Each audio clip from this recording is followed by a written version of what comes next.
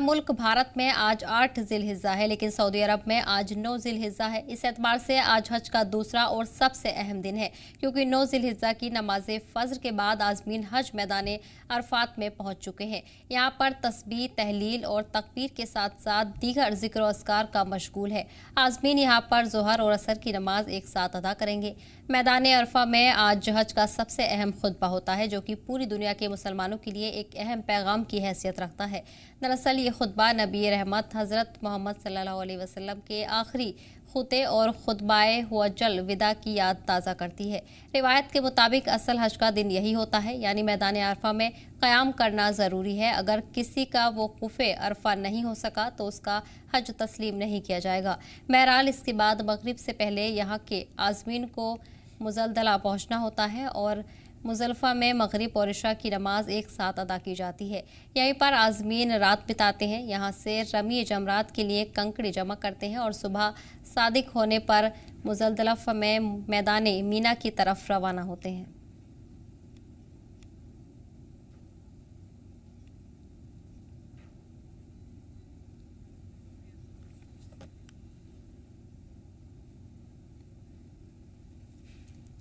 और इसी पर खास चर्चा के लिए हमारे साथ इस्लामिक स्कॉलर मुफ्ती अयूब कासमी साहब जुड़ गए हैं। इसके अलावा इस्लामिक स्कॉलर मौलवी इशफाक भी हमारे साथ जुड़ गए हैं। आप दोनों हजरात का बहुत बहुत इस्तकबाल है। मुफ्ती अयूब साहब, मेरा पहला सवाल आपसे होगा, जिस तरह आज़मीन हज पहुँचे हैं और उनका जो सिलसिला है हज का वो शुरू हो चुका है, सबसे पहले आपसे ये जानना चाहेंगे कि हज की इस्लाम में क्या अहमियत बयान की गई है और जो पहला दिन होता है उसमें क्या अमल किए जाते हैं और किन खास बातों का उस दिन ध्यान रखना बेहद ज़रूरी है। बहुत बहुत शुक्रिया आपका। अल्हम्दुलिल्लाह कफ़ा व सलामुन अला इबादिहिल्लज़ीना इस्तफ़ा। हज इस्लाम की शाइर में से और इस्लाम के फ़राइज़ और इस्लाम की बुनियाद में से एक बुनियाद है। जिस तरह से नमाज, रोज़ा, ज़कात है, इसी तरह से 5 पिलर्स ऑफ इस्लाम, जो 5 बुनियादें हैं इस्लाम की, उसमें से एक हज भी है। और हज की फ़र्जियत रिवायत के मुताबिक सन 6 हिजरी में आप सल्लल्लाहु अलैहि वसल्लम के हिजरत फरमाने के बाद सन 6 हिजरी में आप सल्लल्लाहु अलैहि वसल्लम पर हज की फ़र्जियत करार दी गई।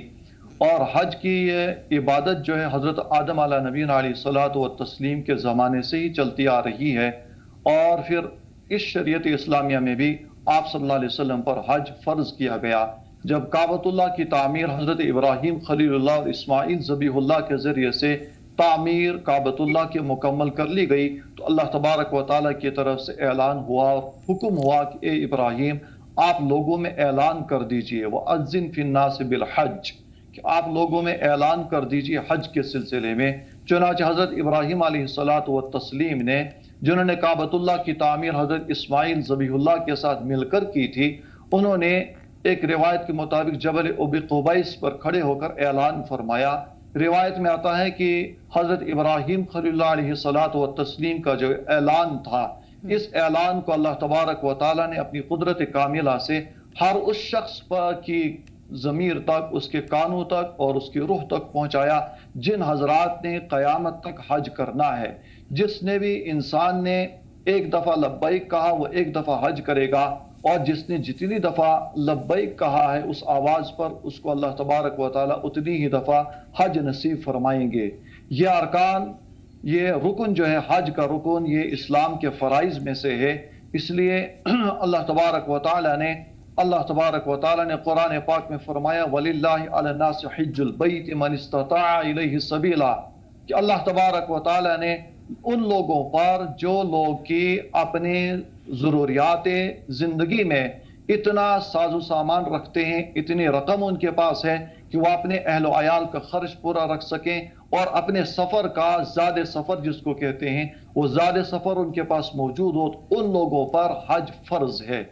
वलिल्लाहि अलन्नासि हिज्जुल बैति मन इस्तताअ इलैहि सबीला, जो लोग वहाँ पर जाने और फिर वापस आने का अखराजात अपने पास रखते हैं और इतनी इस्तिताअत अल्लाह तबारक व तआला ने इतना माल उन लोगों को दिया है, उन लोगों पर हज फ़र्ज़ है।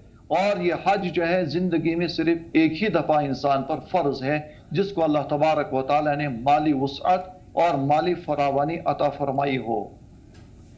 और हदीस पाक में हज़रत जनाब रसूलुल्लाह सल्लल्लाहु अलैहि वसल्लम ने इरशाद फरमाया کہ جس انسان کو اللہ تبارک و تعالی نے مالی وسعت دی ہو اور مالی فراوانی دی گئی ہو اس کو، اور اس پر حج فرض ہو جائے، اس کے باوجود اگر وہ انسان حج نہیں کرتا ہے تو اللہ کے رسول علیہ الصلوۃ والتسلیم نے فرمایا کہ وہ چاہے جس وادی میں کسی بھی مذہب پر اس کا انتقال ہو جائے، اللہ تبارک و تعالیٰ کو اس انسان سے کوئی سروکار نہیں ہے، چاہے وہ نصرانی ہو کر مرے، چاہے وہ یہودی ہو کر مرے، یا چاہے وہ کسی اور مذہب پر یا کسی اور بنیاد پر اس کا انتقال ہو، دنیا سے چلا جائے۔ اللہ تبارک و تعالیٰ کو ایسے انسان کی کوئی پرواہ نہیں ہے جس نے کہ اللہ کے اس فریضے کی پرواہ نہیں کی۔ اس رکن میں بھی امت مسلمہ کے بہت سارے افراد کوتاہی کرتے ہیں کہ جن لوگوں پر حج فرض ہو جاتا ہے، باوجود اللہ تبارک و تعالیٰ کے وسعت اور مال کے عطا کرنے کے، بہت ساری ضروریات زندگی جو کہ مقصود نہیں ہوتی ہے بلکہ ضروریات زندگی سے زائد چیزیں ہوتی ہیں، ان کی بنیاد پر بہت سارے لوگ اپنے حج میں کوتاہی کرتے ہیں۔ بعض حضرات جو اس میں عذر کرتے ہیں کہ لڑکیوں کی شادی ہے، لڑکے کی شادی ہے، مکان بنانے کی ضرورت ہے، یا دیگر ضروریات کو سامنے رکھ کر وہ اپنے حج میں تاخیر کرتے ہیں، ایسے لوگ اللہ تبارک و تعالیٰ کے ہاں سخت پکڑ کے اور مستحق ہیں، اور اللہ تبارک و تعالیٰ ایسے لوگوں پر سے خوش نہیں ہوتے بلکہ ان پر ناراضگی اللہ تبارک و تعالیٰ کی ہوتی ہے۔ جی بالکل ٹھیک ہے۔ اشفاق صاحب، ذی الحجہ کا دن حاجیوں کے لیے کتنا اہم ہوتا ہے یہ آپ سے سمجھنا چاہیں گے، اس کے علاوہ عازمین حج کے لیے وقوف عرفہ کی کیا اہمیت ہے؟ السلام علیکم ورحمۃ اللہ وبرکاتہ۔ شکریہ۔ الحمدللہ رب العالمین والعاقبۃ للمتقین، الصلاۃ والسلام علی اشرف الانبیاء والمرسلین نبینا محمد صلی اللہ علیہ وسلم، اما بعد۔ جو کہ یہ جو دن ہوتا ہے اسلام میں بہت بڑی فضیلت ہے، اور اس کی فضیلت کا راز کیا ہے؟ جو کہ حج کے دن 5 ہوتے ہیں، 8، 9، 10، 11 اور 12، جو کہ یہ حج کے دن ہوتے ہیں، 5 دن اہم ہوتے ہیں۔ اب اس فلسفے میں نہیں جائیں گے، حج کی 3 قسمیں ہیں، لیکن جو حج تمتع اور حج قران ہوتے ہیں یہ حاجی اکثر کرتے ہیں، اور سب کنٹیننٹ والے یہ نہیں کرتے ہیں، جو کہ 8 کو اعلان ہوتا ہے کہ آپ حج کے لیے احرام باندھیں، اور جو کہ پھر منا میں قیام کرنا ہے، اور منا میں فجر نماز کے بعد، صبح نماز کے بعد حاجی عرفات میں چلے جاتے ہیں، اور یہ حج کا رکن ہے، جو کہ اگر کسی کو وقوف عرفات نہیں آئے گا اس کا حج نہیں آئے گا۔ یہ جو دن ہے اس میں اسلام کی بڑی افادیت ہے اور عظمت ہے، اور اس میں وہ کیا کرتے ہیں؟ تلبیہ پڑھتے پڑھتے جاتے ہیں، لبیک اللہم لبیک لبیک لا شریک لک لبیک ان الحمد ونعمت لک والملک لا شریک لک، اور پہنچ جاتے ہیں عرفات کے میدان۔ یہ بڑا میدان ہے، اور جو کہ اس کی افادیت کیا ہے؟ رسول اللہ صلی اللہ علیہ وسلم نے آخری خطبہ یہیں پہ ارشاد فرمایا، جس کو ہم عرف عام میں بولتے ہیں حجۃ الوداع، اور اس کے بعد رسول اللہ صلی اللہ علیہ وسلم نے کوئی خطبہ نہیں دیا، اور اس کی امپورٹنس بہت واضح ہے۔ اور اسی دن جبل رحمت پہ جو کہ رسول اللہ صلی اللہ علیہ وسلم اپنے صحابہ کو خطبہ دے رہے تھے، تو حضرت جبرائیل علیہ السلام آئے اور ایک برس لے کر آئے سورہ مائدہ کی، اعوذ باللہ من الشیطان الرجیم، بسم اللہ الرحمن الرحیم، اليوم اکملت لکم دینکم واتممت علیکم نعمتی ورضیت لکم الاسلام دینا۔ یہ ایک بیک بول برس ہے اسلام کے نقطہ نظر سے، اور جوز فرمایا کرتے تھے، یہود فرمایا کرتے تھے اگر یہ برس ہم پہ نازل ہوتی ہم اس دن کو عید مقرر کرتے، کیونکہ فاروق اعظم کو یہی سوال ہوا اگر یہ برس ہمیں نازل ہوتے ہم عید کرتے۔ فاروق اعظم رضی اللہ تعالیٰ عنہ نے کو جواب دیا، میں جانتا ہوں یہ برس کہاں نازل ہوئی اور پیغمبر اسلام سے ہم کہاں پہ تھے، جبل رحمت پہ تھے، یہ برس نازل ہوئی۔ اس دن دین مکمل ہوگا، دین میں امینڈمنٹ کی گنجائش نہیں ہے، یہ کوئی کانسٹیٹیوشن نہیں ہے، یہ ایک ضابطہ اللہ ہے جس میں رسول اللہ کو فل اتھارٹی ہے دین کے ماخذ سے، کوئی اختیار نہیں رکھتا ہے، دین مکمل ہوا، دین کامل ہے۔ اور میں نے اپنی نعمت اتمام کی ساری نعمتیں ورضیت لکم الاسلام دینا، اور آج کے بعد دین پسندیدہ ہوا رب العزت کو وہ دین اسلام، ٹھیک ہے.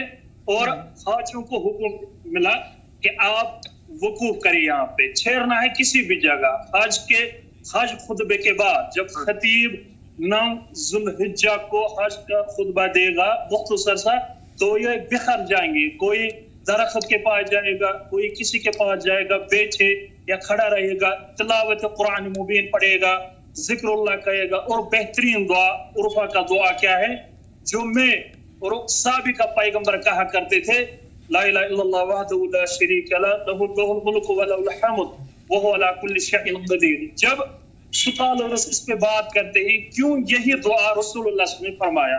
یاد رکھے اس ٹرانسفارم کے وسائل سے میں امت مسلمہ کو ایک پیغام دینا چاہتا ہوں. وہ پیغام یہ ہے کہ میدان عرفات سے ایک ہی آواز گونجے، وہ رب العزت کا توحید ہونا چاہیے. کیونکہ توحید ایک کامل جز ہے، توحید کے بغیر زندگی نہیں ہے، توحید کے بغیر زندگی نامکمل ہے. اور سب پیغمبروں اعظام نے یہی دعوت دی، قولوا لا الہ الا اللہ تفلحون. اور میدان عرفات سے یہی پیغام جاتا ہے اللہ رب العزت ایک ہے، حاجت روا مشکل کشا رب العزت کی ایک ذات مبارکہ.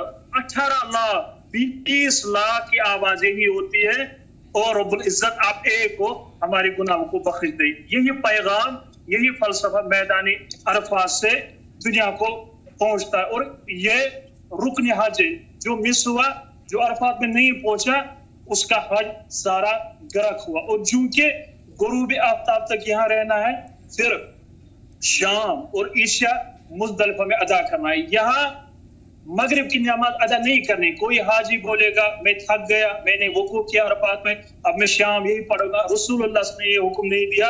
رسول اللہ صلی اللہ علیہ وسلم نے بولا جب آپ کا وقوف ہو گیا عرفات کا، آپ چلے جاؤ مزدلفہ، یہی حکم ہے. اور فلاسفیکل پوائنٹ یہ ہے کہ میدان معاشر کا یہ منظر پیش کرتا ہے. اللہ اکبر. جب انسان پڑھتا ہے، جب حج کے ارکان پڑھتا ہے، حج کی فلسفی پڑھتا ہے، تو رونا آتا ہے. What is Arafat? یہ کیوں ہے؟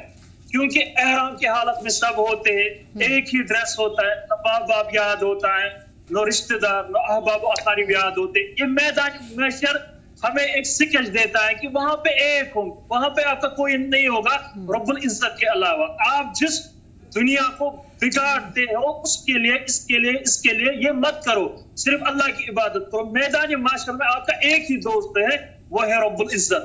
18 لاکھ 20 لاکھ فرزندان توحید جو اس وقت میدان کے خوبصورت عرفات کے میدان میں ہے، یہی پیغام مسلم امہ کو دیتے ہیں، آپ کا دوست ایک ہے، وہ ہے رب العزت.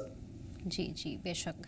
مفتی صاحب، وقوف عرفہ کے دوران ظہر اور عصر کی نماز ایک ساتھ ادا کی جاتی ہے، کیا کچھ وجوہات اور اہمیت اس کے پیچھے بیان کی گئی ہیں، یہ بھی جاننا چاہیں گے.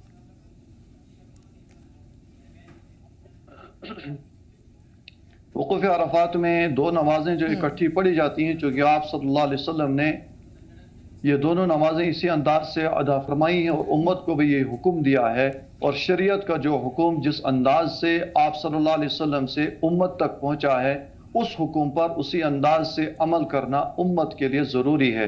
چونکہ آپ صلی اللہ علیہ وسلم نے بھی عرفات کے میدان میں یہ دونوں نمازیں اکٹھی ادا فرمائی ہیں. اور اسی طرح سے پھر وہاں سے روانگی کے بعد مزدلفہ پہنچنے کے بعد مغرب کو مؤخر کرنے کے بعد عشاء کے وقت میں دونوں نمازیں جمع کی جاتی ہیں اور ادا کی جاتی ہیں. آپ صلی اللہ علیہ وسلم نے بھی اسی طرح سے ادا فرمائی ہیں اور امت کے لیے بھی یہی حکم ہے کہ اسی انداز سے ادا فرمائیں. اس میں کسی طرح کی کمی کوتاہی کرنا یہ شریعت میں زیادتی ہوگی. جس طرح سے آپ صلی اللہ علیہ وسلم نے اجتماعی طور پر امت کے لیے حکم دیا اور آپ نے کر کے بتلایا، اس کو من و عن امت پر اس پر عمل کرنا ضروری ہے. البتہ اگر کسی عذر کی وجہ سے کوئی اجتماعی طور پر نماز ادا نہیں کرتا ہے بلکہ انفرادی نماز اپنے کسی خیمے میں ادا کرتا ہے، اس کے لیے بھی شریعت نے گنجائش رکھی ہے اور اس کی بھی اجازت ہے. جی بے شک. اشفاق صاحب، اس کے علاوہ اگر ہم حج سفر کی بات کریں تو سبھی عازمین کو حج کا سفر شروع کرنے سے پہلے کن کن باتوں کا خاص خیال رکھنا ضروری ہے یا تیاریوں کے طور پر انہیں دیکھا جا سکتا ہے؟ بالکل، ایک بہت بڑا کوشچن آپ نے کیا، اس کے لیے شکریہ. چونکہ ये अजीम सफर होता है। जैसे मुफ्ती साहब ने भी बोला कि इस्लाम के अरकान में ही एक रुकन है, ये एक पिलर है, जो कि इस्लाम की बुनियाद 5 चीजों पे है और ये लास्ट है, जैसे हज बैतुल्लाह। तो हर किसी का शौक होता है मैं इस सरजमीन तक पहुंच जाऊं, यानी मक्का शरीफ फिर मदीना तौबा, क्योंकि रब्बुल इज्जत कुरान मुबीन में फरमाता है अऊज़ु बिल्लाहि मिनश शैतानिर रजीम बिस्मिल्लाहिर रहमानिर रहीम ला उक़सिमु बिहाज़ल बलद व अंता हिल्लुम बिहाज़ल बलद व वालिदिन व मा वलद।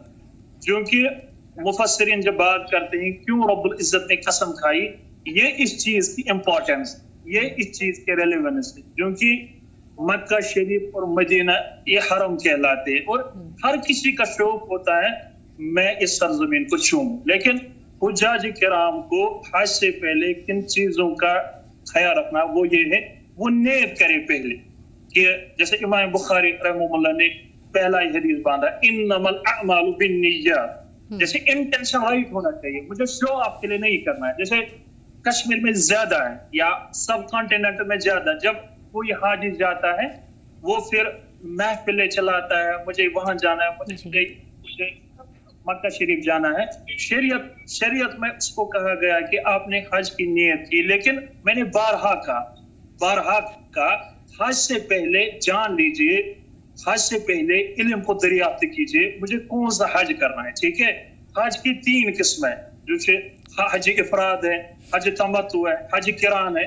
जब सब कॉन्टिनेंट का हाजी जाता है, अगर मैं इस वसात से बोलूंगा 70% को ये नहीं पता होगा हम कौन सा हज करते हैं, क्योंकि नियत जरूरी है, इंटेंशन जरूरी है। ठीक है, और फिर इसमें नियत है, और दूसरा है इसमें खुलूस होना चाहिए। ये हज खालिस अल्लाह के रजा के लिए, अल्लाह ने मुझे चुना, मैंने अरेंजमेंट किया, जैसे मुफ्ती साहब ने बोला कि इस्तिताअत पे अल्लाह पाक मेहरबान हुआ, अपने फजल से अपने करम से मुझे सवारियां प्रोवाइड हुई, अब मैं मक्का शरीफ जाऊंगा लेकिन इखलास के साथ। अल्लाहुम्मा अर्ज़ुक़ना इखलास फिल अअमाल वल अक़वाल, शो ऑफ के लिए नहीं, मुझे दुनिया को ये ढूंढना नहीं चाहिए मैं हज के लिए जाऊँ, नहीं, आप हज के लिए जाए लेकिन थोड़ा इंटेंशन के साथ मुझे वहां पे क्या करना चाहिए। फिर एहराम की पाबंदी, जैसे हुज्जाज को बोला जाता है कि आप एहराम बांधे, अगर जो ही हम फर्ज करेंगे सब कॉन्टिनेंट से लोग जाते हैं हज के लिए, वो हज तमत्तु करते हैं। ठीक है, तमत्तु का फायदा मीनस ये फायदा उठाते, ये उम्रा भी करते हैं, हज भी करते हैं। ठीक है, ये पहले उम्रा करेंगे और उम्रा की नियत बांधेंगे और फिर हज की नियत बांधेंगे, जैसे फिर ऐलान होता है। ठीक है, ये एहराम क्या होता है, एहराम एक यूनिफॉर्म होते है, एक ड्रेस होता है, एक कोड ऑफ कंडक्ट होता है। अगर कोई भी अमीर होगा, कोई भी ब्यूरोक्रेट होगा, उसको भी यही एहराम पहनना होगा। और एहराम की खूबसूरत बात क्या है, ये कास्ट सिस्टम को अबॉलिश करता है। कास्ट सिस्टम, मिसाल के तौर पर उसको इस पे फौकियत, इसको इस पे फौकियत, ये इसको इराडिकेट करता है। और दीन में कास्ट सिस्टम नहीं है, जैसे सब हाजी एहराम में होते हैं, ये एक वाज़ेह दलील होती है we are only one, we are equal, no superior. अगर कोई जात है किबर के लायक, तकब्बुर के लायक, किबरियाई के लायक, तो रब्बी वाहिदुल्लाह शरीक की ज़ात मुबारक है। कोई कितना भी अमीर होगा इस दुनिया में, लेकिन अल्लाह के दरबार में फकीर, गदागर और मुहताज रहेगा, क्योंकि ये एहराम का फलसफा है। और रुकनी अजीम फिर उसको अदा करना है, जैसे मिसाल के तौर पर फिर वो तवाफ स्टार्ट करेगा, जैसे उम्रा वाले करते हैं या फिर हज वाले करते हैं।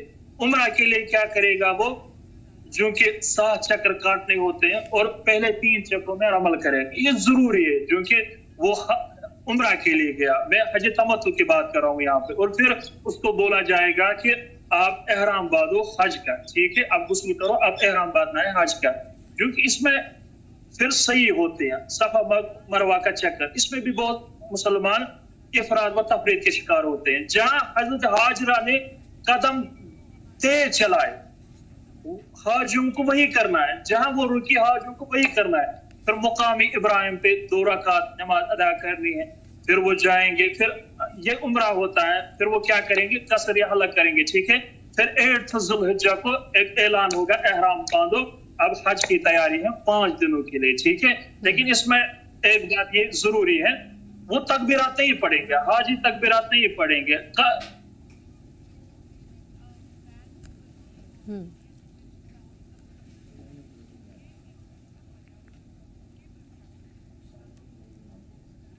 जी बिल्कुल। जमरात करेंगे, पढ़े सिर्फ तलबिया पढ़ना, लब्बैक अल्लाहुम्मा लब्बैक लब्बैक ला शरीका लक लब्बैक इन्नल हम्द व निअमत लक वल मुल्क ला शरीका लक।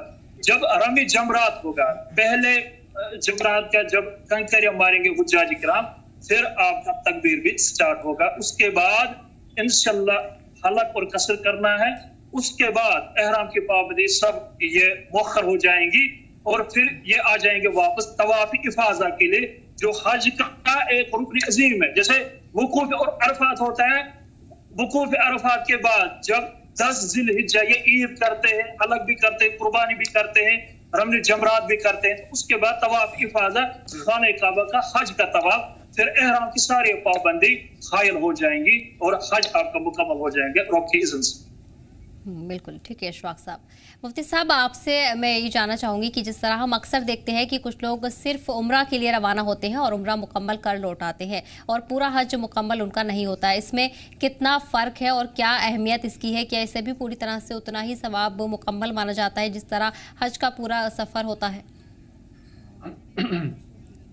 ये बहुत अच्छा सवाल है और इसमें एक कोताही आजकल ये हो रही है कि जिन हजरात पर हज फर्ज है वो हजरात सिर्फ साल के किसी भी हिस्से में उम्रा कर लेते हैं और ये समझते हैं कि हमसे हज की जिम्मेदारी खत्म हो गई और हम अपनी जिम्मेदारी से सुबकदोश हो गए, निकल गए। हालांकि हज के अय्याम में सिर्फ हज ही है। इसीलिए अल्लाह के रसूल सल्लल्लाहु अलैहि वसल्लम की अहादीस में ये बात मज़कूर है कि जिसने हज के अय्याम में उम्रा भी कर लिया, जैसे कि अभी अशफाक साहब फरमा रहे थे, जिसको हज तमत्तो कहते हैं। तमत्तो का मतलब हो गया फायदा हासिल करना। ये अय्याम सिर्फ हज के थे, लेकिन इसने हज में आने के बाद उम्रा भी कर लिया, इसलिए इस पर एक कुर्बानी पेनल्टी के तौर पर, जिसको दमे तमत्तो कहा जाता है अरबी जुबान में, जिसको आम हाजी समझ नहीं पाते कि ये है क्या, उसको कहते हैं दमे तमत्तो। यानी फायदा हासिल करने की वजह से आप एक सफर के लिए आए थे हज के लिए, आपने साथ में उम्रा किया, आपने फायदा हासिल किया, तो उस फायदा हासिल करने के लिए आपको पेनल्टी है, यानी दमे तमत्तो देना है, वहां पर कुर्बानी करनी है। इसमें एक कोताही होती है हमारे हाजियों से कि जो हाजी मक्कतुल मुकर्रमा जाने के बाद वहां पर क़ियाम करते हैं, यानी 15 दिन से ज्यादा उनका रहना होता है, तो उन पर चूंकि कुर्बानी वाजिब हो जाती है। मुसाफिर पर तो कुर्बानी नहीं है, लेकिन जो मुकीम है, अपनी किसी जगह पर रुका हुआ है और वो वुसअत रखता है, उसके पास इतनी दौलत है कि वो कुर्बानी कर सकता है, तो उस पर कुर्बानी वाजिब है। इसलिए ऐसे हाजी पर जो कि मक्कतुल मुकर्रमा पहुंचने के बाद 15 दिन से ज्यादा रहता है वहां पर, उस पर जो है अपनी कुर्बानी भी वाजिब है और वो दूसरी कुर्बानी जो वहां पर अदा की जाती है उसको कहते हैं दमे तमत्तु। लिहाजा वो हजरात जो वहां पर पहुंचने के बाद सिर्फ उम्रा करके लौट कर आ जाते हैं, उनसे हज जो है साकित नहीं होता, बल्कि उन पर हज जो बरकरार रहता है। उनको चाहिए कि अपनी जिंदगी में जाकर वो अपना हज अदा कर लें, या साल के किसी भी हिस्से में जो हजरात जाकर उम्रा कर लेते हैं, वो यूं समझते हैं कि पहले जमाने में हज सस्ता होता था, आज उतनी ही कीमत में उम्रा होता है, इसलिए हमने उम्रा कर लिया, वहां की जियारत कर ली, तो हमसे जिम्मेदारी खत्म होगी। ऐसा नहीं है, बल्कि जिस पर हज फर्ज हो चुका उसको चाहिए कि अपना फर्ज जो हज है वो अदा कर ले।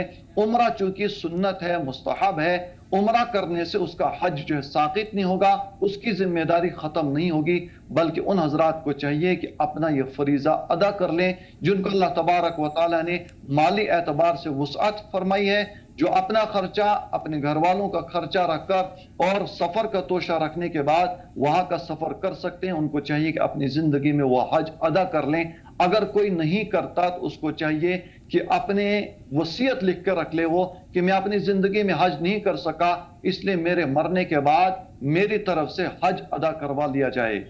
ये उसकी जिम्मेदारी बनती है, वरना कल क़यामत के दिन और कब्र में उससे मुआखजा होगा, उस पर पकड़ होगी और उस पर अजाब होगा कि एक जरूरी चीज को, एक फर्ज को, एक इस्लाम की जरूरी बुनियादी चीज को आपने क्यों छोड़ दिया, तर्क कर दिया। जी बिल्कुल। अशफाक साहब, जैसा कि हम हमेशा से सुनते आए हैं कि हज की अदायगी के बाद सभी गुनाह माफ़ हो जाते हैं, ऐसे में जब लोग हज के सफ़र से वापस लौटते हैं तो तमाम गलतियां वो फिर से दोहराने लगते हैं, तो क्या उसमें कोई फ़र्क रहता है, या फिर क्या कुछ हिदायत उन लोगों के लिए आप जारी करना चाहेंगे जो हज सफ़र के बाद लौटते हैं और कई गलतियों में मुलव्विस हो जाते हैं? बेहतरीन क्वेश्चन आपने किया। तो इसके लिए एक बात मैं अर्ज करूंगा, क्योंकि दीन में ये एक शार है, जैसे कि हज बैतुल्लाह करना, ये एक रुकन है, रुकन इस्लाम, ठीक है। यहाँ पे के लोग शिकार हैं। अगर उनको बोला जाएगा आप साहब सरवत हो, जैसे कि मुफ्ती साहब के बेहतरीन क्लिप बारित हुए कि आप साहब सरवत हो, आप हज पे, वो बोलेगा मुझे पहले मकान बनाना है, मुझे पहले ये करना है, मुझे ये करना है। ये ज्यादा कश्मीर में होता है ये बात। इससे क्या होता है, इसमें मोरल डाउन होता है। हमें क्या करना है, हमें इन चीजों को बहुत पसंद करना है। ये शार है इस्लाम में, और शार जब तक जिंदा रहेगा हम भी जिंदा है। ये बात मैं इस ट्रांसमिशन के जरिए अपने मुहिब्बीन तक पहुंचाना चाहता हूं कि आप जो ही आपको लगे कि मैं साहब सरवत हूं, प्लीज एंड प्लीज आप हज के लिए जाए। जो ही आपको लगे कि मुझे उम्रा करना है, आप जाइए, क्योंकि वो बेहतरीन जगह है और वो अमन वाली जगह है। और इंसान को चाहिए कि पहले में नियत दुरुस्त करो। अब इफराद व तफरीद के लोग यहाँ पे शिकार होते हैं कि मुझे हज के लिए जाना है, मकान बनाना है। मकान भी बनेगा इंशाल्लाह अल्लाह की इज़्न से। अब हज के लिए भी अच्छे से जाओ, अल्लाह पाक ने आप पे करम किया। रही तक बात जब हुज्जाज किराम हज करते और फिर जब वो आते हैं, अगर वो गुनाह करेंगे कोई, क्योंकि इंसान बशरी तकात में फंस जाता है, इंसान के मामलात ऐसे, तो फिर कोई बोलेगा आप हाजी हो, आपको क्या हो। ये कश्मीर में ज्यादा है। अगर कोई गलती करेगा यहाँ पे, इसको बोला जाएगा आप नमाज पढ़ते हो, क्या हुआ आप दीन की दावत दो, क्या क्या आपको हुआ। ये बातें होती है। उसके लिए एक बेहतरीन मिसाल है, अपने कैरेक्टर को अच्छा रखना, हर हाल में रब्बुल इज्जत से दुआ करना, ए रब्बुल इज्जत मेरे लिए वही बेहतर करो जो मुझे दुनिया में भी और आखिरत में अच्छा हुआ। जैसे अनस इब्न मालिक, दीन बिल्कुल खूबसूरत है, दीन बढ़िया है, हमें गलती है। रसूलुल्लाह से एक पाकबाज इंसान, पाकबाज पैगंबर, और फितरी तकाजा यही है। हजरत अनस इब्न मालिक रदी अल्लाह ताला बयान करते, उसको सवाल किया गया, वो खादिम रसूल के लक़ब से मशहूर हुए, नामवर हुए। उसको सवाल किया गया कि कौन सा दुआ रसूलुल्लाह ज्यादा पढ़ते थे, तो उसने बोला यही दुआ, रब्बना आतिना फिद दुनिया हसनतन व फिल आखिरति हसना व क़िना अज़ाबन्नार। ये बेहतरीन दुआ है, सारों को पढ़ना चाहिए। ए रब्बुल इज्जत दुनिया भी बेहतरीन कर, उक़बा भी बेहतरीन कर, और नारी जानन से हमको रिहाई हासिल अता करे। क्योंकि हुज्जाज किराम जब आएंगे, उनको ये लम्हा याद रखना होगा, मैंने तवाफ भी किया, मैंने सई भी की, मैंने एहराम भी बांधा, मैंने जमजम भी पिया, मैंने वकूफ अरफात भी किया, मैं मुज़दलिफा भी किया, मैंने रमल जमरात भी किया, मैंने वहां पे अल्लाह के हुक्म से पैगंबर हजरत इब्राहिम अलैहिस्सलाम की सुन्नत से जमरात को भी किया। मैंने उस टाइम इकरार किया, अगर शैतान मेरी रुकावट में आएगा, मेरे रास्ते में आएगा, I will counter with both hands, मैं उसको कामयाब नहीं दूंगा। जैसे हम रमल जमरात करते हैं, पे कोई गलती करते हैं, गलती ये सडनली नहीं होनी चाहिए। मिसाल के तौर पर कोई डेलिबरेटली करता है, वो बोलता है मैंने ये गलती की, और फिर उसको बोला जाएगा अब गलती को ये करे, एक्सेप्ट करे, वो बोला जाएगा कि मैंने नहीं की, ठीक है। अब हुज्जाज किराम आएंगे वापस इस पाक सरज़मीन से, उनको ये शायर याद रखना है कि अल्लाह ने निअमत उज़्मा फरमाया, मुझे हज के लिए मतलब वो ले गया। अब मुझे वो लाइफ गुजारनी है जिसे रसूलुल्लाह ने पसंद किया, जिसे हम कहते हैं हज मबरूर, जिसमें कोई किस्म की कोताही नहीं की, गाली किसी को नहीं दी, धक्का किसी को नहीं दिया, अच्छे से हज किया। उसका यही है कि सब गुनाह उसको माफ किए जाते हैं। जब वो घर आता है, उसको ये याद रखना चाहिए, मैंने हज किया, अल्लाह का रुकन पूरा किया, अब मैं ये लाइफ जो बची हुई है अल्लाह की राह में अच्छे से गुजारूंगा। और मेरा पैगाम है हाजियों से, आप अच्छे से हज करें। जब भी आप घर आए तो अपनी लाइफ हुज्जाज किराम की सफ में अच्छे से शामिल करें। और मैं दुआ करता हूं इस ट्रांसमिशन के जरिए अल्लाह पाक आपको इस हज के जरिए हज मबरूर अता फरमाए, जो कि हदीस में आया है। जी बेशक। ठीक है अशफाक साहब, मुफ्ती साहब आप बने रहिए हमारे साथ, पढ़ेंगे क्या हम खबर की। दीनी और तारीखी एतबार से मैदान अरफात की काफ़ी अहमियत हासिल है। मीना से इसकी दूरी तकरीबन 15 किलोमीटर के फासले पर है। 9 ज़िलहिज्जा को फजर बाद से ही आज़मीन अरफात पहुंचने लगते हैं। अरफात के मैदान में ही हज के आयाम का रुकने आज़म यानी वकूफ़ अरफा होता है। दोपहर से सूरज गुरूब होने तक आज़मीन खड़े होकर इबादत और इस्तिग़फ़ार में गुजारते हैं। अहादीस की किताबों में इसे अफसल तरीन दिन करार दिया गया है। बिना अरफा के हज मुकम्मल नहीं होता। योम अरफा को मैदान अशर की अलामत के तौर पर भी देखा जाता है। रिवायतों के मुताबिक क़यामत के रोज़ मैदान अरफात में ही सारी नस्लें इंसान को जमा किया जाएगा और जज़ा का हिसाब होगा। आज़मीन को छोड़ बाकी मुसलमानों को 9 ज़िलहिज्जा को रोज़ा रखने की भी तरगीब दी गई है। मैदान अरफात का कुल रकबा 33 स्क्वायर किलोमीटर है। यहाँ की ज़मीन हमवार है और इसके चारों तरफ छोटे छोटे पहाड़ खड़े हुए हैं। यहीं पर ज़बले रहमत भी है। काले रंग की सख्त चट्टानों वाले ज़बले रहमत की लंबाई 300 मीटर के करीब है, जबकि इसका दायरा और घेराव 640 मीटर है। ये ज़मीन की सतह से 65 मीटर की बुलंदी पर वाक़ है। इसकी चोटी पर 7 मीटर बुलंद निशान भी नस्ब की गई है। मई जून के दौरान यहाँ का टेम्परेचर 46 से 47 डिग्री तक पहुँच जाता है। यही सबब है कि सऊदी वज़ारत सेहत ने आज़मीन को छतरी इस्तेमाल करने की हिदायत दी है।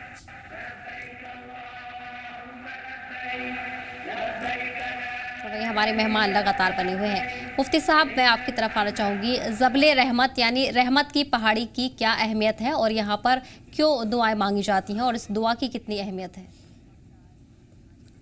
हज़रत जनाब रसूलुल्लाह सल्लल्लाहु अलैहि वसल्लम ने इसी पहाड़ी के मकाम पर खड़े होकर आखिरी खुतबा, जिसको खुतबा हज्जतुल वदा, जिसके बाद आप सल्लल्लाहु अलैहि वसल्लम ने कोई हज नहीं फरमाया और आपकी ज़िंदगी का यह आखिरी हज था, इस मौके पर आप सल्लल्लाहु अलैहि वसल्लम ने उसी पहाड़ी के उस मौके पर, उस मकाम पर खड़े होकर आपने खुतबा इरशाद फरमाया था, जिसको खुतबा हज्जतुल वदा के नाम से मौसूम किया जाता है। आप सल्लल्लाहु अलैहि वसल्लम ने उसमें तमाम के तमाम इस्लामी अहकाम को और तमाम की तमाम चीज़ों को जिक्र फरमाया और यह हुक्म फरमाया कि फलयुबल्लिग शाहिदु मिनकुमुल गाइबा, आप में से जितने लोग यहाँ पर मौजूद हैं वो तमाम के तमाम उन लोगों तक पहुँचा दें ये बात और ये शरीयत के अहकाम जो लोग की यहाँ पर मौजूद नहीं है। इस तरह से आप सल्लल्लाहु अलैहि वसल्लम ने उस मकाम पर खड़े होकर बहुत सारी चीज़ों का ऐलान फरमाया और ये भी ऐलान फरमाया कि आप लोगों में से हर इंसान का दूसरे इंसान पर खून, उसकी इज्जत नफ्स उस पर हराम है।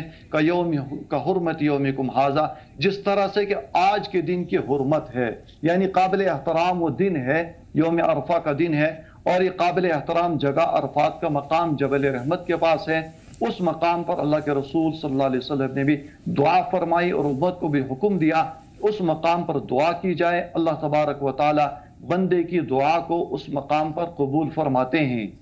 लेकिन वहां पर बहुत सारे हाजियों को और बहुत सारे उम्रा करने वाले हजरात को देखा गया है कि बजाय इसके कि वो काबतुल्लाह की तरफ रुख करें या अल्लाह तबारक व तआला से गिड़गिड़ाएं, तौबा करें, बहुत सारे हजरात को देखा गया कि उस जबल रहमत पर अपनी निशानी के तौर पर वो अपना नाम लिख देते हैं, कोई निशानी रख देते हैं और अपना एड्रेस लिख देते हैं, नाम लिख देते हैं और जबल रहमत की तरफ खड़े होकर वो नमाज भी अदा करते हैं। हालांकि रुख वहां से काबतुल्लाह की तरफ दूसरी जानिब है, लेकिन वो जबल रहमत की तरफ रुख करके वो नमाज पढ़ते हैं। जैसा कि मोहतरम अशफाक साहब ने अभी फरमाया कि इसमें इंसान को मालूमात होनी चाहिए, तो यही मेरी भी अर्ज है कि इंसान के पास मालो दौलत हो, हज जाने का इरादा कर रहा हो, तो उसके पास पैसे से ज्यादा और रकम से ज्यादा उसके पास नॉलेज होनी चाहिए।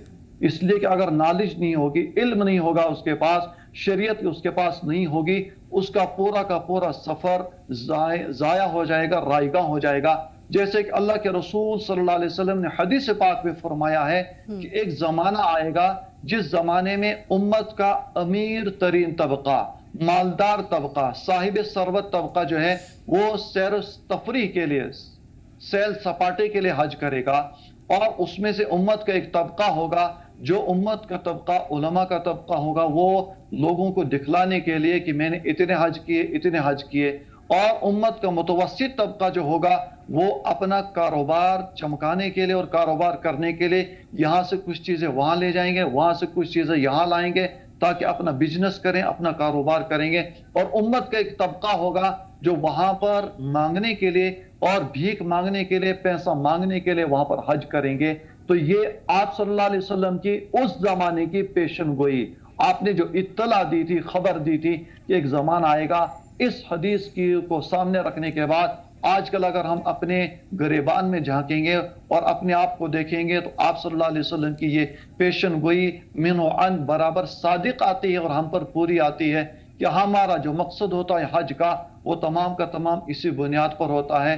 اور جیسے کہ ابھی کہا محترم اشفاق صاحب نے بھی کہ یہ حج جو کرتے ہیں، اور آپ نے جو سوال کیا تھا بہت اہم سوال کہ اس کے بعد جو ہے بہت سارے انسان گناہوں میں مبتلا ہو جاتے ہیں.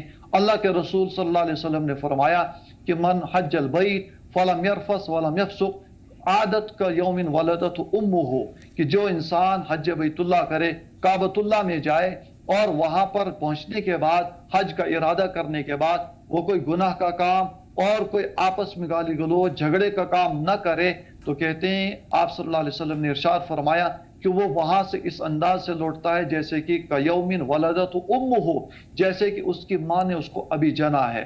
تو جو بچہ پیدا ہوتا ہے اس کی ماں اس کو جنتی ہے، وہ بالکل معصوم ہوتا ہے، اس پر کوئی گناہ نہیں، اس پر کوئی ذمہ داری نہیں ہوتی ہے. اسی طرح سے حاجی لوٹ کر آتا ہے، لیکن دیکھا جاتا ہے کہ وہاں سے واپس آنے کے باوجود بھی بہت سارے حجاج کرام اپنی سابقہ عادت پر مجبور ہوتے ہوئے اور اسی عادت پر چلتے ہوئے اپنے حج کو ضائع کر دیتے ہیں اور اسی طرح کی زندگی گزارنا شروع کر دیتے ہیں جیسے کہ ان کی سابقہ زندگی تھی.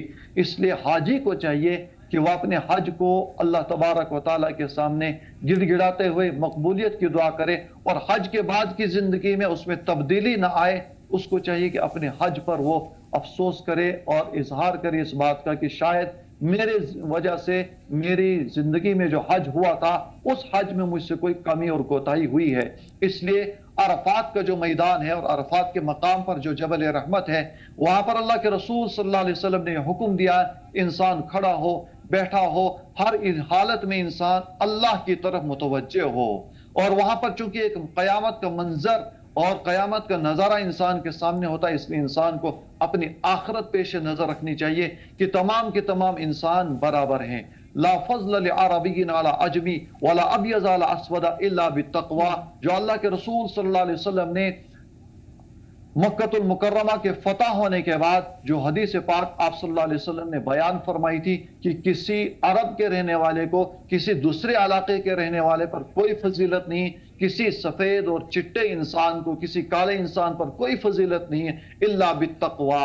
ہاں، تقوی کی بنیاد پر جو اللہ تعالیٰ سے جتنا ڈرتا ہوگا، اللہ تعالیٰ سے ڈر کر زندگی گزارتا ہوگا، لوگوں کے حقوق کو پامال نہ کرتا ہوگا، تو وہ انسان اللہ تعالیٰ کے نزدیک بہت قابل عزت، قابل احترام ہے. چاہے جائے کہ وہ انسان شکل کے اعتبار سے کالا کلوٹا ہو، چاہے جائے کہ وہ انسان کسی دور بستی دور جنگل کا رہنے والا ہو، لیکن اس کا جو تعلق اللہ تعالیٰ کے ساتھ ہے اور اس نے جو اپنے دل کو سنوار لیا ہے، چونکہ دل یہ گریڈ سٹیشن ہے انسان کے لیے، جس طرح سے کہ بجلی کی پاور کو سپلائی کرنے کے لیے گریڈ سٹیشن ہوا کرتا ہے، اسی طرح سے آپ صلی اللہ علیہ وسلم نے ارشاد فرمایا الا ان فی الجسد مضغہ اذا صلحت صلح الجسد كله واذا فسدت فسد الجسد كله الا وهي القلب، کہ جان لو باڈی کے پارٹ میں ایک پارٹ ایسا ہے ان فی الجسد مضغہ، جب وہ گوشت کا لوتھڑا درست ہوتا ہے تو پوری کی پوری باڈی کے پارٹس جو صحیح کام کرتے ہیں، اور اگر وہ باڈی کا پارٹ خراب ہو جائے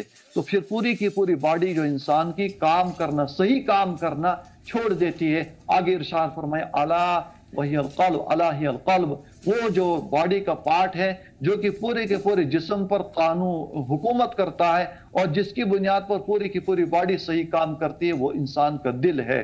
بہت سارے لوگ یہ اعتراض کرتے ہیں کہ نہیں، باہر کا ظاہری لباس یا داڑھی یا دیگر چیزیں ضروری نہیں، انسان کا دل اچھا ہونا چاہیے.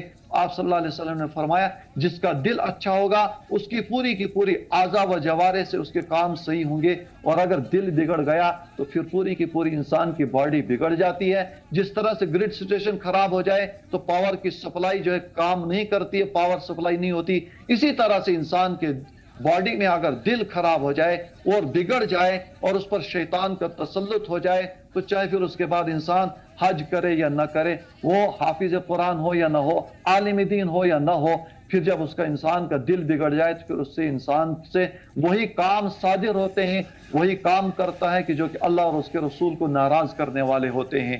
اس لیے اللہ تعالیٰ سے یہی مانگنا چاہیے کہ ہماری حج کے بعد ایسے تو مسلمان کو چاہیے کہ وہ حج کرے یا نہ کرے، انسان کو ہمیشہ جھوٹ سے، ظلم سے، زیادتی سے اور گالی گلوچ سے، ان تمام چیزوں سے انسان کو بچنا چاہیے، چاہے اس نے حج کیا ہو یا نہ کیا ہو، کیونکہ جھوٹ بولنا یہ گناہ ہے ہر حال میں، حاجی ہو یا نہ ہو۔ ظلم کرنا ہر حال میں گناہ ہے، چاہے وہ حاجی ہو یا نہ ہو۔ اس لیے انسان کو چاہیے کہ اپنی زندگی میں تبدیلی لائے، اور جس مقصد کے لیے اللہ تعالیٰ نے انسان کو دنیا میں بھیجا ہے اس مقصد کی طرف انسان آنا چاہیے کہ ہمارا مقصد اپنے خالق کو راضی کرنا ہے، اور اسی اللہ تبارک و تعالیٰ نے ہم کو پیدا کیا ہے اور اسی کی طرف لوٹ کر جانا ہے۔ جی بے شک مفتی صاحب۔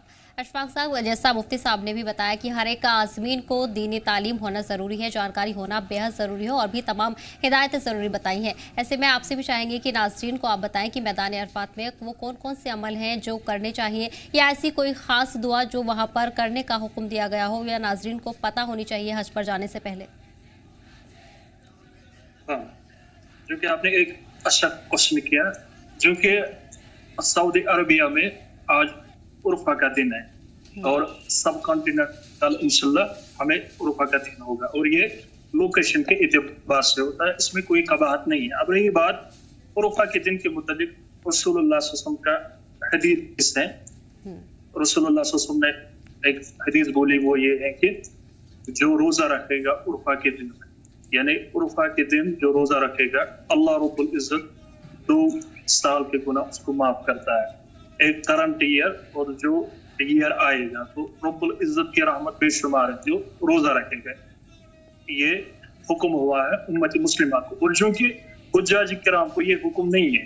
حجاج کرام جو اس وقت میدان عرفات میں ہیں، ان کو وقوف کرنا ہے، وہاں پہ ایک یہ ہوتی ہے، موسم بھی بڑا تیز ہوتا ہے، ویدر کنڈیشن بارش ہوتی ہے۔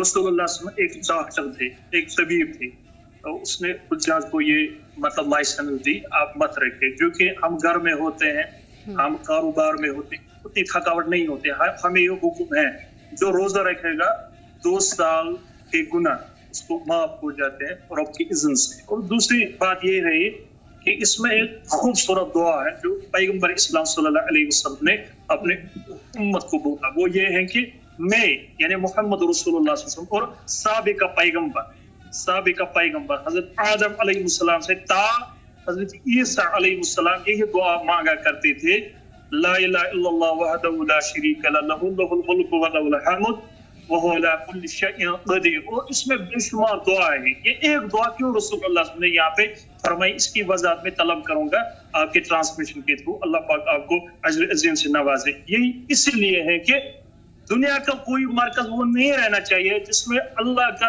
توحید نہ پہنچے، اللہ کا توحید ہر گھر گھر میں، نگر نگر میں، ڈگر ڈگر میں پہنچنا چاہیے، کیونکہ اگر توحید ہوگا ہمیں بھی عزت ہے، کیونکہ اگر رب کی وحدانیت، رب کی قدرت، جبروت، ملکیت، کبریائی اعلیٰ ہوگی تو ہم بھی اعلیٰ ہیں۔ تو حضرت آدم سے علیہ السلام تا حضرت عیسیٰ پیغمبروں نے یہی مشن اڈاپٹ کیا کہ توحید کے ساتھ کوئی کمپرومائز نہیں ہوگا، اور امت مسلمہ کو رسول اللہ صلی اللہ علیہ وسلم نے خوبصورت دعوت دی، وہ یہ ہے کہ آپ بھی کمپرومائز مت کیجیے توحید کے ساتھ، لا الہ الا اللہ وحدہ لا شریک لہ لہ الملک ولہ الحمد وہو علی کل شیء قدیر۔ کوئی امیر ہوگا، کوئی غریب ہوگا، کوئی بیوروکریٹ ہوگا، کوئی جج ہوگا، کوئی وکیل ہوگا، کوئی IAS آفیسر ہوگا، KS آفیسر ہوگا، کوئی بڑا ڈاکٹر ہوگا، جب بھی وہ کوئی بات کرے گا تو گڑ گڑاہٹ کے ساتھ، آنسوں کے ساتھ وہ یہی کہے، لا الہ الا اللہ وحدہ لا شریک لہ۔ یہ میری کبریائی نہیں ہے، اے رب العزت میں اس مقام تک اس لیے پہنچا جب آپ نے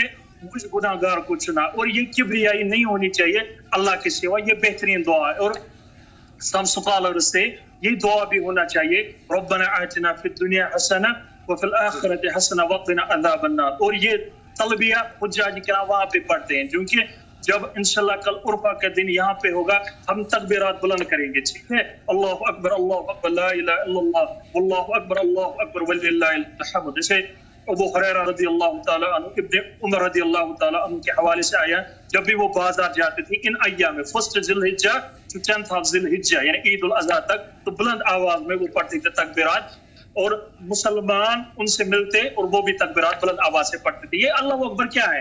یہ ایک مشن ہے اللہ کے علاوہ کوئی بڑا نہیں ہے. اس دنیا میں آپ کا دوست ہے وہ رب العزت ہے. اور خلیل اللہ کا یہی پیغام ہے کہ رب کے سوا آپ کا کوئی معاون و مددگار نہیں ہے. اور چونکہ ہم کو روزے رکھنے ہیں, جیسے مثال کے طور پر حجاج نہیں رکھیں گے, کل اللہ کی اذن سے میں امت مسلمہ کو ایک پیغام دینا چاہتا ہوں. آپ اپنی بیٹے کو بولے, باپ کو بولے, ماں کو بولے, امی جان, ابا جان, کل عرفہ کا دن ہے, اہتمام کیجئے اللہ کے واسطے. یہ وہ دن ہے. سلف صالحین کہا کرتے تھے, دعا کو ریزرو رکھتے تھے. میں صبح پڑھ رہا تھا, سلف صالحین دعا کو ریزرو رکھتے تھے اور لسٹ بناتے تھے, ہم یہ دعا عرفہ کے دن مانگیں گے. اور سلف صالحین سے سم کہا کرتے تھے, جو ہی ہم دعا مانگتے تھے, دیکھو توکل کی ہائیسٹ ڈگری کیا ہوتی ہے. سلف صالحین کیا تھے, جو ہی ہم دعا کرتے تھے رب العالمین اس کو قبول کرتا تھا. اور سفیان ثوری رحمہ اللہ کے بارے میں آیا ہے, اس نے فرمایا عرفہ کے دن اس کا دعا قبول نہیں ہوگا. امیجن اس کا دعا قبول نہیں ہوگا جو اس شک میں رہے گا کہ اللہ رب العزت بخشے گا یا نہیں بخشے گا. اللہ. تو سفیان ثوری یہی پیغام دیتے امت مسلمہ کو, آپ اسی ولولے میں رہے, جوش میں رہے, ذوق میں رہے, نماز فجر کے بعد آپ سحری بھی کرے اور اللہ تعالیٰ سے دعا کرے. یہ دعا قبول کرتا ہے رب العزت, کیونکہ سلف صالحین اس پہ گارنٹی. بالکل اشفاق صاحب. مفتی صاحب ایک بہت اہم سوال ہے, میدان عرفات میں ہی یوم حشر کا میدان سجے گا, اس کے پیچھے کیا حقیقت ہے جو ہر ایک مسلمان کو پتہ ہونا ضروری ہے؟ آپ صلی اللہ علیہ وسلم نے ارشاد فرمایا ہے اور اس کی یاد تازہ کرنے کے لیے حاجیوں کو بھی حکم ہے کہ وہ میدان عرفات میں جمع ہو, قیامت کا ایک منظر پیش کریں. آپ صلی اللہ علیہ وسلم نے فرمایا ہے کہ عرفات کا جو میدان ہے اسی میدان کے برابر پوری زمین کو کر دیا جائے گا. تمام کے تمام پہاڑ, تمام کی تمام زمین, تمام کے تمام دریا کو برابر کر دیا جائے گا. عرفات اس کی اصل ہوگی اور عرفات کے برابر تمام کے تمام زمین کو کرنے کے بعد میدان حشر جو برپا ہوگا, جس میں کہ تمام کے تمام حضرت آدم علیہ الصلوۃ والتسلیم سے لے کر قیامت تک آنے والے تمام کی تمام خلائق, تمام کی تمام مخلوق, تمام کے تمام جو اللہ تبارک و تعالی نے دنیا میں بھیجے, وہ تمام کے تمام اس میدان میں جمع ہوں گے اور اللہ تبارک و تعالی کے سامنے پیشی ہوگی. اس پیشی کو مد نظر رکھتے ہوئے انسان کو اس یاد دہانی کے لیے عرفات کے میدان میں جاتے ہیں اور اللہ تبارک و تعالی سے گڑ گڑاتے ہیں اور اس منظر کو اپنے سامنے رکھتے ہیں کہ کل قیامت کے دن بھی اسی میدان میں, اسی مقام پر اللہ تبارک و تعالی کے سامنے پیشی ہوگی. اور اس پیشی کے لیے قرآن پاک میں اللہ تبارک و تعالی ارشاد فرماتے ہیں کہ پھر اس وقت انسان کہے گا, جس وقت کی ووضع الکتاب فترى المجرمین مشفقین مما فیہ, کہ جس وقت جو ہے کتاب ان کے سامنے کھول دی جائے گی اور اس وقت جو مجرم دیکھیں گے کہ میرے تمام کے تمام جرائم جو ہے اس میں نوٹ کر لیے گئے ہیں, تو وہ انسان کہے گا ما لهذا الکتاب لا یغادر صغیرۃ ولا کبیرۃ الا احصاها. تو وہ انسان کہے گا کہ یہ کون سی کتاب ہے, اس کتاب کو کیا ہو گیا, یہ کون سا سیٹلائٹ, کون سا کیمرہ تھا, اور یہ کون سی چیز ایسی تھی کہ لا یغادر صغیرۃ ولا کبیرۃ الا احصاها. نہ تو کوئی چھوٹی چیز چھوڑی ہے, نہ کوئی بڑی چیز چھوڑی ہے, ہر چیز کو گھیر لیا ہے اور ہر چیز کو احاطہ کر لیا ہے. ہر چیز اس میں شامل ہوگی, داخل ہوگی, نوٹ ہوگی, اللہ تبارک و تعالیٰ کے سامنے ہوگی. اور اسی مقام پر اللہ تبارک و تعالیٰ اسی مقام کے اعتبار سے پوری کی پوری زمین کو برابر کر دیں گے اور وہاں پر میدان حشر برپا ہوگا. ہر انسان نے اپنے تمام کی تمام چیزوں کا حساب اللہ کے سامنے دینا ہوگا. جی بے شک. اشفاق صاحب میرا آخری سوال آپ سے ہے, میدان عرفات میں آپ بھی جانتے ہیں کہ اتنی شدید دھوپ رہتی ہے, 45 سے زیادہ ٹیمپریچر, اور اتنی بھیڑ ہونے کے باوجود بھی لوگ مذہبی عقیدت کے ساتھ سبھی ارکان انجام دیتے ہیں. اس کے پیچھے کیا روحانی طاقت ہے یا پھر یہ عبادت کا جذبہ ہے جو وہاں خود بخود لوگوں کو محسوس ہوتا ہے؟ بالکل, کیونکہ یہ جو حج ہے اگر ہم فلاسفیکل بیسس تعبیر کریں گے تو انسان رونا نہیں بند کرے گا, انسان ہر میں روئے گا. کیونکہ جب یہ حاجی اور وہ جب جمع ہوتے تو بولتے ہیں وہ حجاج کرام, جب یہ حاجی گھر سے جاتا ہے فلائٹ میں, تو فلائٹ میں اس کو بولا جاتا ہے کہ آپ احرام بھی باندھے کیونکہ آپ کو حرم پاک میں داخل ہونا ہے. یہ عرض کرتا ہے اب اس دنیا میں میرا کوئی نہیں ہے رب العالمین. یہ مطلب یہ اخذ کرتا ہے کہ سب میں نے گھر پہ چھوڑا.